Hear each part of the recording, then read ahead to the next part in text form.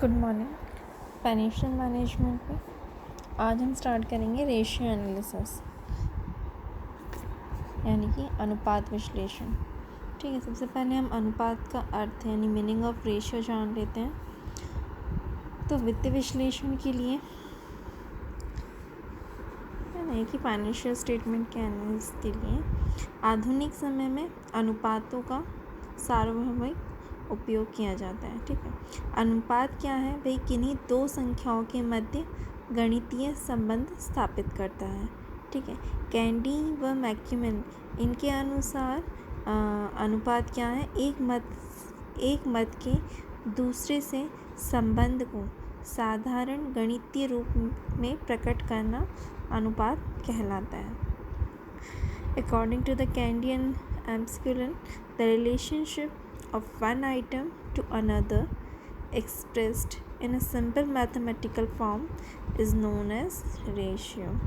ठीक है, एक मत से दूसरे से संबंध को साधारण गणितीय रूप में प्रकट करना अनुपात कहलाता है। ठीक है, अनुपात दो संख्याओं के मध्य गणितीय संबंध स्थापित करता है। वित्तीय विश्लेषण में इस प्रकार का संबंध लाभ हानि खाते के दो अवयवों के मध्य या आर्थिक चिट्ठे के दो अवयवों के मध्य अथवा एक लाभ हानि खाते तथा दूसरे आर्थिक चिट्ठे के अवयवों के मध्य स्थापित किया जा सकता है। ठीक है, जैसे विभिन्न खर्चों का कुल लागत से अनुपात, चालू संपत्तियों का चालू दायित्व से अनुपात, शुद्ध लाभ और व्यवसाय की विनियोजित पूंजी का अनुपात। ठीक है, इसी अकॉर्डिंग जेबीटी के शब्दों में अगर हम कहें तो लेखांकन अनुपात शब्द का प्रयोग चिट्ठे, लाभ हानि खाते, बजटरी नियंत्रण पद्धति या लेखांकन संगठन के किसी भी भाग में दिखाई गई संख्याओं के मध्य महत्वपूर्ण संबंध को प्रकट करने के लिए किया जाता है। ठीक है,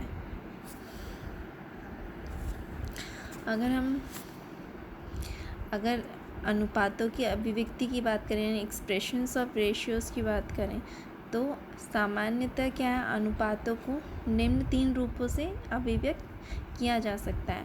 सबसे पहले शुद्ध अनुपात के रूप में यानी कि एज अ प्योर प्रपोर्शन। ठीक है, शुद्ध अनुपात के रूप में यानी इस विधि में क्या है? दो मदों के मध्य में संबंध को सीधे ही मतलब अनुपात के रूप में व्यक्त किया जाता है। फिर है दर अथवा इतने गुने के रूप में मतलब एज अ रेट। तो इस विधि में किसी तिथि अथवा समयावधि में दो मदों के मध्य दर ज्ञात की जाती है। ठीक है, इसके लिए एक मद में दूसरे मद का भाग दिया जाता है। ठीक है, तथा ये दर इतने गुने के रूप में व्यक्त की जाती है। और तीसरा है प्रतिशत के रूप में यानी कि एज अ परसेंटेज। तो इस विधि में क्या होता है? दो मदों के बीच संबंध को प्रतिशत के रूप में व्यक्त किया जाता है। ठीक है, अब हम इसकी क्लासिफिकेशन की बात कर लेते हैं। ठीक है, क्लासिफिकेशन ऑफ रेशियो एनालिसिस यानी कि अनुपातों का वर्गीकरण। ठीक है, कि भाई अनुपातों का वर्गीकरण किस प्रकार है? तो अनुपातों का प्रयोग क्या है? भिन्न भिन्न व्यक्तियों और संस्थाओं द्वारा किया जाता है, लेकिन ये आवश्यक नहीं है कि भाई सभी व्यक्ति या संस्थाएं एक से समान अनुपातों की गणना करें। ठीक है, इन सभी को अपने उद्देश्य को ध्यान में रखते हुए श्रेष्ठ अनुपातों की गणना करनी होती है। इसीलिए अनुपात अनेक प्रकार के हो सकते हैं, जिनके वर्गीकरण इस तरीके से हैं। सबसे पहले उसको दो उसमें डिवाइड किया गया है। सबसे पहला है वित्तीय विवरणों के अनुसार वर्गीकरण। वित्तीय विवरणों के अनुसार वर्गीकरण यानी कि classification according to the financial statements. इसमें भी दो हैं। ठीक है, सबसे पहले हम डिस्कस करते हैं वित्तीय विवरणों के अनुसार वर्गीकरण में भी पहला है स्थिति विवरण के अनुपात यानी कि बैलेंस शीट रेशियो। स्थिति विवरण के अनुपात इसमें क्या है? इन इन्हें क्या वित्तीय अनुपात भी कहते हैं हम लोग, स्थिति विवरण के अनुपातों को। ये अनुपात स्थिति विवरण में दिए गए दो मदों के समूह में के मध्य ज्ञात किया जाता है। इनमें कौन कौन सी इम्पॉर्टेंट प्रमुख कौन सी हैं? चालू अनुपात यानी कि करंट रेशियो, ठीक है, जो कि 2:1 इसका वो है। फिर है अपतरित तरल यानी कि लिक्विड या फिर क्विक या फिर जिसे हम एसिड टेस्ट रेशियो भी कहते हैं, जो कि 1:1 है। फिर है डेब्ट इक्विटी रेशियो यानी कि ऋण समाद अनुपात, ठीक है, ऋण समाद अनुपात। पहला था चालू अनुपात, फिर तरल अनुपात, फिर ऋण समता अनुपात, फिर अन्य अनुपात। इसमें अदर रेशियोज में स्कंद या चालू संपत्ति का अनुपात, देय विपत्रीय देय, लेखों का अनुपात, पूंजी संतीकरण अनुपात, ये सारे इंक्लूडेड हैं, ठीक है। सेकंड इसमें आ जाता है आय विवरण के अनुपात, ठीक है, यानी कि इनकम स्टेटमेंट रेशियोज। तो ये अनुपात लाभ हानि खाते की दो मदों के समूह के मध्य में ज्ञात किए जाते हैं। और इसमें प्रमुख कौन कौन सी अनुपात हैं? सबसे पहले विक्रय की लागत व शुद्ध विक्रय का अनुपात। विक्रय की लागत व शुद्ध विक्रय का अनुपात यानी cost of sales and net sales ratios की बात कर रहे हैं। दूसरा है लागत तथा व्ययों की पृथक मदों व शुद्ध विक्रय का अनुपात यानी कि ratio of cost and expenses to net sales. तीसरा है लाभ व शुद्ध विक्रय का अनुपात यानी कि ratio of profit to net sale, ठीक है। इसमें तीसरा है हमारा इसी में ही हमारे वित्तीय विवरणों के अनुसार वर्गीकरण में तीसरा पॉइंट है हमारा स्थिति विवरण तथा आय विवरण के संयुक्त अनुपात यानी combined balance sheet and income statement ratio. तो इसमें इम्पॉर्टेंट यानी कि प्रमुख अनुपात कौन कौन से हैं? सबसे पहला है विक्रय तथा प्राप्तियों का अनुपात यानी सेल्स टू रिसीवेबल्स रेशियोज। दूसरा है विक्रय व स्कंद का अनुपात यानी सेल्स टू इन्वेंट्री रेशियो। फिर है शुद्ध लाभ व कार्यशील पूंजी का अनुपात यानी net profit to working capital ratio. Fourth है शुद्ध लाभ व शुद्ध मूल्य का अनुपात यानी कि net profit to net worth ratio. Fifth है विक्रय व कार्यशील पूंजी का अनुपात यानी sales to working capital ratio. फिर जैसे कि पहला वर्गीकरण जो था हमारा वो किसके अनुसार था? वित्तीय विवरणों के अनुसार। और उसका दूसरा है on the basis of objectives और पर्पस यानी कि उद्देश्य या प्रयोजन के आधार पर, ठीक है। तो उद्देश्य के आधार पर अनुपातों का वर्गीकरण अधिक व्यवहारिक और उपयोगी माना गया है।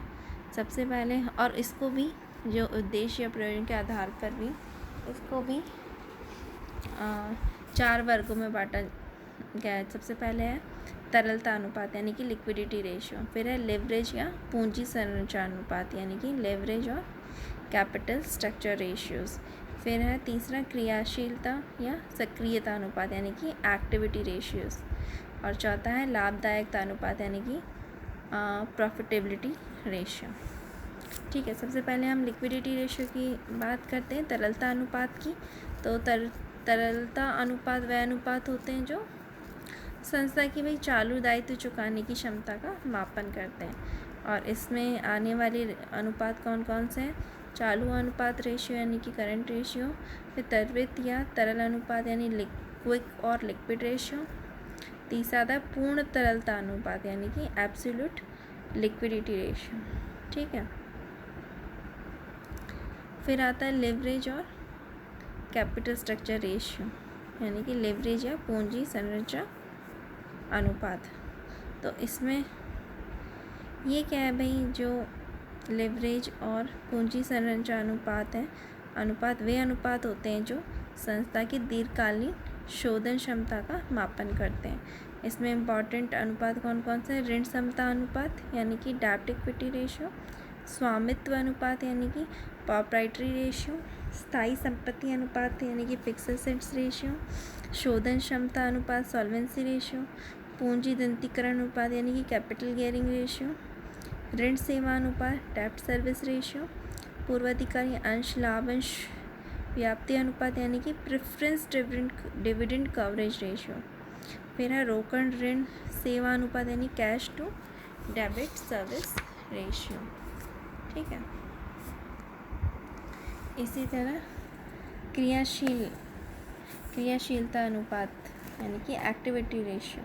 तो ये अनुपात संस्था की क्रियाशीलता अथवा कुशलता का मापन करते हैं। इनमें कौन कौन से अनुपात शामिल है? सबसे पहले है स्कंद आवर्त अनुपात यानी कि स्टॉक और इन्वेंट्री टर्नओवर रेशियो। फिर देनदार आवर्त अनुपात यानी कि डेटर्स टर्नओवर रेशियो। फिर है लेनदार आवर्त अनुपात यानी क्रेडिटर्स टर्नओवर रेशियो। फिर है कुल संपत्ति आवर्त अनुपात यानी टोटल एसेट्स टर्नओवर रेशियो। फिर है स्थायी संपत्ति आवर्त अनुपात यानी कि फिक्स एसेट्स टर्नओवर रेशियो। चालू संपत्ति आवर्त अनुपात यानी करेंट एसेट्स टर्नओवर रेशियो। फिर है पूंजी आवर्त यानी कि कैपिटल टर्नओवर रेशियो। शुद्ध कीमत आवर्त अनुपात यानी कि नेटवर्थ टर्नओवर रेशियो। फिर आता है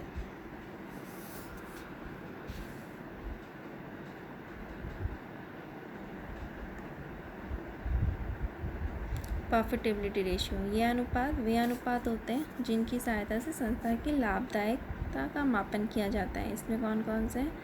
ग्रॉस प्रॉफिट रेशियो यानी कि सकल लाभ अनुपात, परिचालन यानी कि ऑपरेटिंग रेशियो, परिचालन लाभ अनुपात यानी कि ऑपरेटिंग प्रॉफिट रेशियो और शुद्ध लाभ अनुपात यानी कि नेट प्रॉफिट